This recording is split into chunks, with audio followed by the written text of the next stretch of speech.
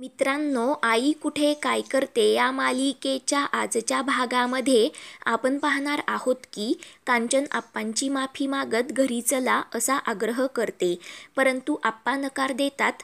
तर कांचन सांगते, मी तरी काय करणार, 1 वर्ष झालं काहीच माझ्या मनासारखं होत नाही, त्यात तुम्ही एक एक करून घर सोडून चाललात. ते फक्त या अरुंधतीसाठी. इतके दिवस मी हे घर बांधून ठेवलं नव्हतं का? या घरासाठी, तुमच्यासाठी मी काहीच केलं नाही का? तुम्ही हिला मुलगी मानलत, माझं काहीच म्हणणं नाही, परंतु मुलगी कधी चुकू शकत नाही का? कायम हिचं सुख, हिची सोय हिला पाठीशी घालायचं. मग मी तुमच्यासाठी महत्त्वाची नाही का? प्रत्येक वेळी अरुंधती कशी बरोबर आहे आणि मी कशी चुकीची आहे हेच मला तुम्ही दाखवत आलात, असं कांचन बोलते. त्यावर आप्पा कांचनला सांगतात, त्यावेळी तू खरंच चुकीचं वागत होतीस.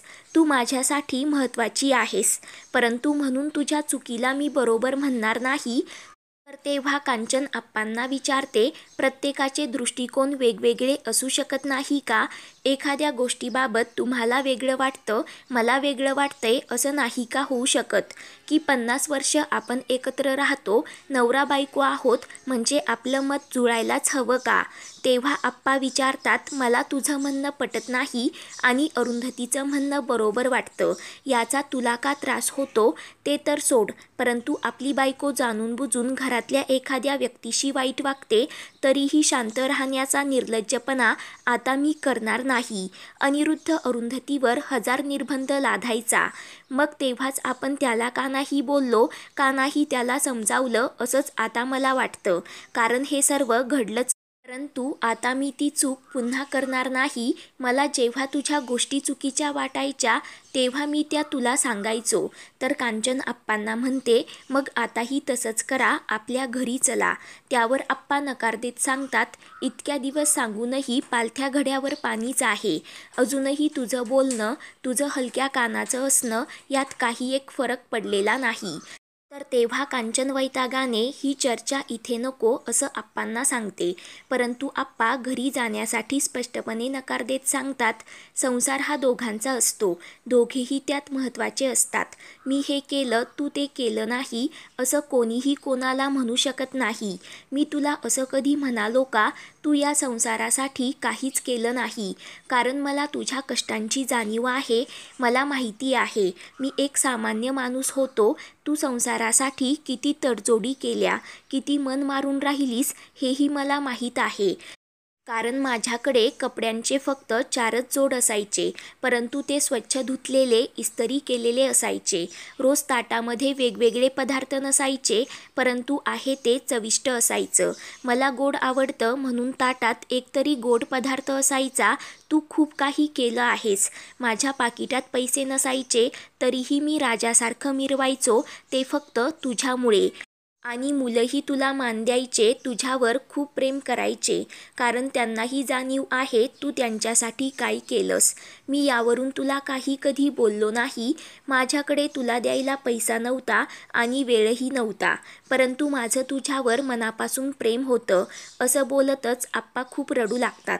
त्यानंतर रात्री अनिरुद्ध जेवणासाठी खाली येतो व आई आप्पा संजना कुठे आहेत असं विचारतो. ते ऐकून सर्वजण खूपच घाबरतात. अनिरुद्ध संजनाला फोन करतो, परंतु संजना उचलत नाही. तेव्हा अनिरुद्ध सर्वांवर चिडून आई संजना आणि आप्पा कुठे आहेत असं पुन्हा विचारतो. तेव्हा ईशा घाबरत लगेच तिथून जाण्यासाठी निघते. तर अनिरुद्ध तिच्यावर भडकत, घरात काही झालं आहे का, मला सांगा, सर्वजण असे शांत का, असा प्रश्न करतो. आशुतोष अरुंधतीबद्दल काही आहे का, त्यांनी लग्न केलं का, की संजनाने काही तमाशा घातला, असं अनिरुद्ध विचारतो. तेव्हा अविनाश, तू अगोदर शांतपणे जेवण करून घे असं अनिरुद्धला सांगतो, परंतु अनिरुद्ध चिडून, मी शांत राहू शकत नाही, अगोदर मला सांगा आई आप्पा कुठे गेले, नाही तर मी अरुंधतीला फोन करेल, तिला सर्व काही माहिती असेल असं बोलतो. परंतु कोणी काही सांगत नाही. तर अनिरुद्ध खूप चिडतो. तर दुसरीकडे आप्पा कांचनला सांगतात, मलाही आयुष्यात खूप काही करायचं होतं, जग फिरायचं होतं, नाटकात काम करायचं होतं, पुस्तकं लिहायची होती, परंतु नोकरी करून घरच्यांची पोटं भरणं यातून मला कधी वेळच मिळाला नाही. आपण दोघं स्वतःची स्वप्न बाजूला ठेवून आपला संसार करत आहोत असंच मला वाटत होतं, परंतु तू अनिरुद्धशी माझी तुलना केलीस. अनिरुद्धमुळे घराची भरभराट झाली ते अगदी बरोबर आहे, परंतु माझ्यात आणि अनिरुद्धमध्ये एक फरक आहे. मी आयुष्यभर तुझ्याशी एकनिष्ठ आहे, प्रत्येक वेळी तुझ्याशी जुळून घेतलं, परंतु तू तर मला नाकारता ठरवलंस, मला माझी जागा दाखवून दिलीस. तुला माझा एवढा तिटकारा यायचा का, असं आप्पा कांचनला विचारतात. तर कांचन खूप रडत असते. तेव्हा आप्पा सांगतात, तू पूर्वीही फटकळ बोलायचीस, परंतु त्यामध्येही गोडवा होता, परंतु आता तसं नाही, आता सर्व कडू झालंय. तुझ्या मनात इतकं विष भरलंय तेही माझ्यामुळे, परंतु एक लक्षात ठेव कांचन, तुझ्या वागण्याचे परिणाम तुलाच भोगावे लागत आहे. तुझ्या मुलांना नातवंडांना तुझ्यासोबत राहायचं नाही, तुझ्या नवऱ्याला तू डोळ्यासमोर नको आहेस, ते फक्त तुझ्या तोंडामुळे, कारण नेहमीच तुझ्या बोलण्यावरचा ताबा सुटतो, तुझे शब्द समोरच्याला बोचतात, त्यामुळे तुझ्यापासून माणसं तुटतात. परंतु अरुंधती एकटी अशी होती की तुझं सर्व बोलणं ती निमूटपणे सहन करायची.